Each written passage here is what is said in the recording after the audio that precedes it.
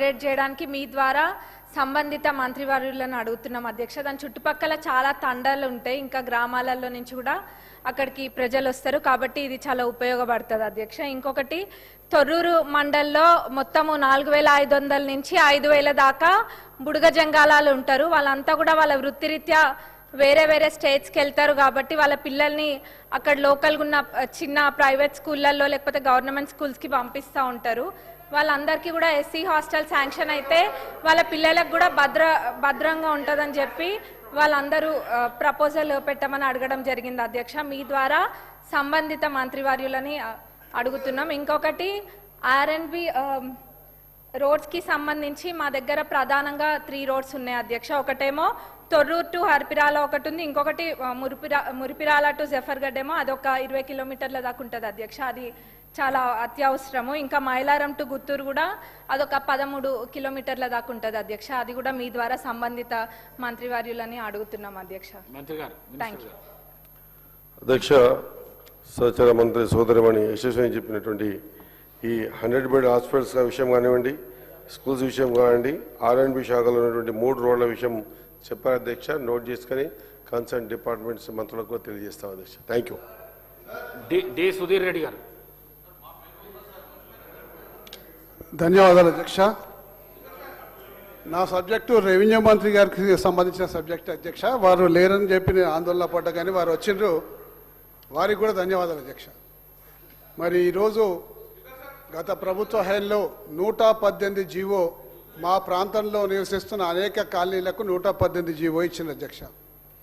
ఈ 118 జీవో ఎందుకు ఇచ్చినట్టు అధ్యక్ష, 1986లో ఆ కాలనీలకు సంబంధించిన బిఎన్ఎడి నగర్ కాలనీలకు సంబంధించిన లేఅవుట్లు అయినాయి. అలాగే నాగోల్లో ఉన్న కొన్ని కాలనీలకు సంబంధించిన లేఅవుట్లు అయినాయి. మరి మన్సూరాబాద్లో చంపాపట్ డివిజన్లలో వాళ్ళ కాలనీలలో లేఅవుట్లు అయినాయి. లేఅవుట్లు వేసినప్పుడు అప్పుడు హుడా మరి అప్రూవల్ ఇచ్చింది. అప్పట్లో హుడా అప్రూవల్ ఇచ్చిందంటే అది ఏ లిటికేషన్ లేని లేఅవుట్ అని చెప్పి ప్రజలకు ఒక ప్రగాఢమైన విశ్వాసం, ప్రగాఢమైన నమ్మకం అధ్యక్ష.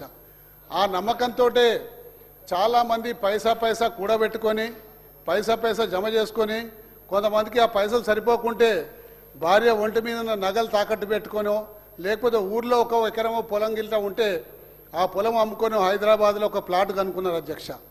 ఆ ప్లాట్ కొనుక్కున్నాక మరి ప్రభుత్వమే ఆ రోజు అక్కడ ఉన్న మున్సిపాలిటీ పర్మిషన్ ఇచ్చింది అధ్యక్ష. మున్సిపాలిటీ పర్మిషన్ ఇచ్చినాక స్లోగా కాలనీలన్నీ కూడా విస్తరించడం మొదలుపెట్టినారు.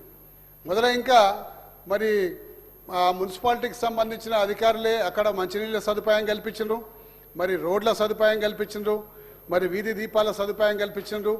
అన్ని సివిక్ కమ్యూనిటీస్ కూడా ఆయా మున్సిపాలిటీలే కల్పించిన అధ్యక్ష.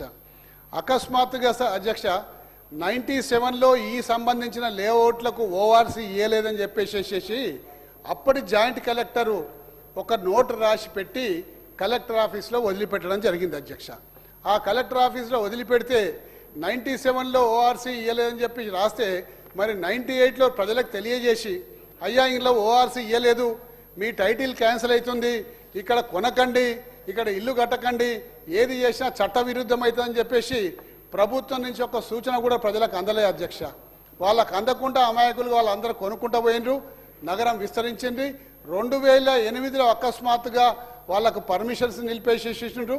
మరి ఎటువంటి కట్టుకోవద్దని చెప్పేసి ఆపేయడం వల్ల తీవ్రమైన ఇబ్బంది పడుతున్న తరుణంలో అప్పటికి 20 సంవత్సరాల నుంచి వాళ్ళు పోరాడుతున్నారు. కాబట్టి ఆ పోరాటం దృష్టికి గత ప్రభుత్వం దృష్టికి తీసుకపోతే క్షుణ్ణంగా పరిశీలించి ఇది అధికారుల తప్పిదనము, అధికారులు చేసిన పొరపాటు కాబట్టి ప్రజల్ని శిక్షించకూడదు అన్న ఉద్దేశంతో 118 జీవో అని చెప్పేసి 250 రూపాయలకు వాళ్ళంతా కూడా రెగ్యులరైజ్ చేసుకునే విధంగా వాళ్ళకు ఆర్డర్ ఒక జీవో కాపీ ఇచ్చింది అధ్యక్ష. జీవో కాపీ ఇచ్చినాక చాలామంది 118 జీవోలో అప్లై చేసుకున్నారు. వాళ్ళ అన్నీ కూడా ఇంటింటికి వచ్చి ఎంక్వైరీ చేసిండ్రు. ఎంక్వైరీ చేసినాక అవన్నీ కూడా కలెక్టరు మరి సిసిఎల్ఏ గారి ఆధ్వర్యంలో అధికార బృందం అంతా క్షుణ్ణంగా తనిఖీ చేసిండ్రు. తనిఖీ చేసి వాళ్ళకందరికి కూడా కన్వీనియన్స్ డీడీ ఇవ్వడం జరిగింది అధ్యక్ష. ఈ కన్వీనియన్స్ డీడీ ఇచ్చినాక సగం మందికి ఇచ్చిందో లేదో ఎన్నికల కోడ్ వచ్చింది. ఎన్నికల కోడ్ రాగానే కన్వీనియన్స్ డీడీలు ఆపేసిండ్రు. ఆపేసినాక ప్రభుత్వం మారింది. సరే ఆల్రెడీ జీవో ఇచ్చిండ్రు, సగం మంది తీసుకుండ్రు కాబట్టి ప్రభుత్వం మారితే మాత్రం ఏముంది, మళ్ళీ మాకు కూడా కన్వీనియన్స్ సీట్లు వస్తాయని చెప్పేసి 2.5 సంవత్సరాల నుంచి మేము తిరగని గడపలేదు, మరి తొక్కని ఆఫీసు లేదు అధ్యక్ష. ఈ రోజు అంటే రేపంటున్నారు, రేపంటే ఎల్లుండి అంటున్నారు, ఎల్లుండి అంటే అవతల ఎల్లుండి అంటున్నారు అధ్యక్ష. ఈ విధంగా మొదటిసారి కూడా నేను కలెక్టర్ కలిసినప్పుడు కలెక్టర్ గారు ఏమన్నారంటే ప్రభుత్వం మారింది, దాని మీద కేసీఆర్ గారి ఫోటో ఉంది, ఇప్పుడు రేవంత్ రెడ్డి గారి ఫోటో పెడతామంటే పెట్టుకోండి అధ్యక్ష. ఎందుకంటే ప్రోటోకాల్ ప్రకారం ఇప్పటి ముఖ్యమంత్రి ఫోటోనే ఉండాలి, దాన్ని మేము కూడా అంగీకరిస్తున్నాము, పెట్టుకోండి. కానీ మా కన్వీనియన్స్ డీడ్లు ఇవ్వమని చెప్పేసి మేము అడిగినాము. అడిగితే ఈ రోజు దాకా కూడా కన్వీనియన్స్ డీడ్ ఇవ్వకుండా తిప్పలు పెడుతున్న అధ్యక్ష.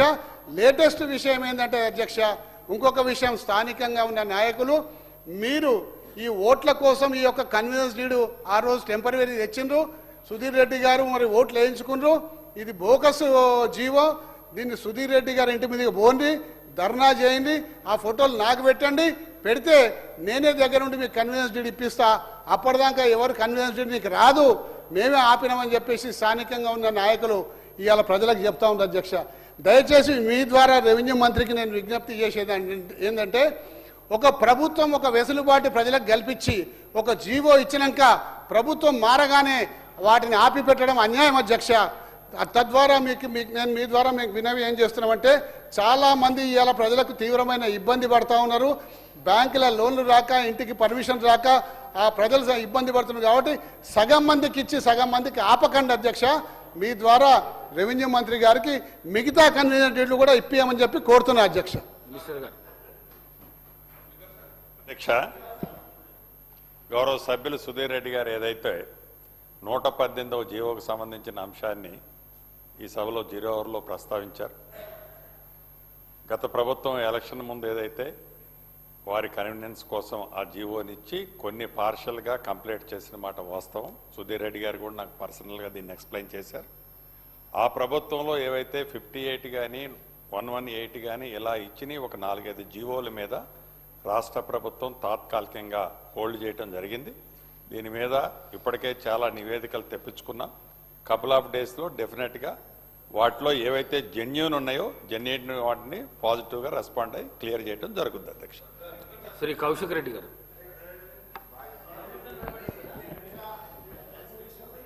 అధ్యక్ష, ఇవాళ వీణవంక మండలంలో, జమ్మికుంట మండలంలో రాత్రి వర్షాలు పడడం వల్ల కొన్ని పంటలు నష్టపోయిన అధ్యక్ష రైతులు. వీణవంక మండలంలో దాదాపు 500 ఎకరాలు, జమ్మికుంట మండలంలో దాదాపు 500 ఎకరాలు. దయచేసి ఆ నష్టపరిహారము దయచేసి కొంచెము ప్రభుత్వం కూడా దాన్ని గమనించాలని విజ్ఞప్తి చేస్తా ఉన్నాను. దాంతోపాటు వీణవంక మండలంలో R and B road Veenavanka mandal head క్వార్టర్లో అవుతూ ఉంటుంది. దాదాపు 3 years అవుతుంది. ఆ రోడ్ పని చేస్తలేరు సార్. ఆ 30 crores తోని కేసీఆర్ గారు అన్నాడు శాంక్షన్ చేసిండ్రు. ఆ రోడ్ని, ఆ బ్రిడ్జ్ని, ఆ వర్క్ సగమై సగం ఆపుతా ఉన్నారు. దయచేసి కొంచెం అది కూడా కంప్లీట్ చేయాలని విజ్ఞప్తి చేస్తున్నా సార్. దాంతోపాటు రాచపల్లి నాగంపేట రోడ్డు కూడా ఆర్ఎన్బి రోడ్డు దయచేసి పూర్తిగా ఖరాబ్ అయిపోయింది సార్. దయచేసి దాన్ని కూడా చేయాలని విజ్ఞప్తి చేస్తా ఉన్నాను. మా అన్న ఉత్తమ్ కుమార్ రెడ్డి గారు ఉంటే బాగుండు, ఉంటే ఆడ మంచిగా చెప్తాను అనుకున్నా. కానీ మా కల్వల్ల ప్రాజెక్టు శ్రీధర్ అన్న మీరు కూడా చాలాసార్లు వచ్చిండ్రు, పొన్నం ప్రభాకర్ గారు వచ్చిండ్రు. దయచేసి కల్వల్ల ప్రాజెక్టు 70 కోట్ల రూపాయలతో ఆల్రెడీ డిపిఆర్ అయిపోయి మొత్తం ఉంది సార్. దయచేసి అది శాంక్షన్ చేస్తే దాదాపు 7-8 వేల ఎకరాల ఆయకట్టుకి ఇవాళ రైతులకి లాభం అవుతుందని విజ్ఞప్తి చేస్తా ఉన్నాను సార్. అదేవిధంగా కోర్కల్ దగ్గర కూడా సార్ ఆ రోడ్డు ఆర్ఎన్బి రోడ్డు కోర్కల్ దగ్గర ఆర్ఎన్బి రోడ్ సార్, అది కోర్కల్ మధ్యలో బిట్టు ఆపేసిరు, మొత్తం పూర్తిగా ఖరాబ్ అయిపోయింది. దయచేసి అది కూడా చేయాలని విజ్ఞప్తి చేస్తా ఉన్నాను.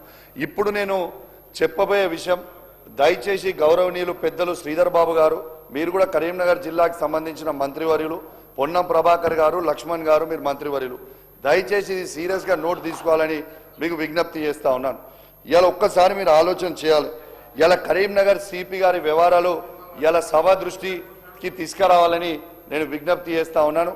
ఇలా కరీంనగర్లో అలాట్ అయిన ఇన్నోవా కారు TS09 PA 4195 కరీంనగర్లో అలాట్ అయిన కారు దాన్ని హైదరాబాద్లో నడుపుకుంటూ ప్రైవేట్ వ్యక్తులకి ఇలా కారు పెట్టి ఆ కారులో ఆ కానిస్టేబుల్ ఇద్దరు అశోక్ అనిల్ అనే కానిస్టేబుల్ని అలాట్ చేసి ఇవాళ మీకు చూపిస్తా అధ్యక్ష.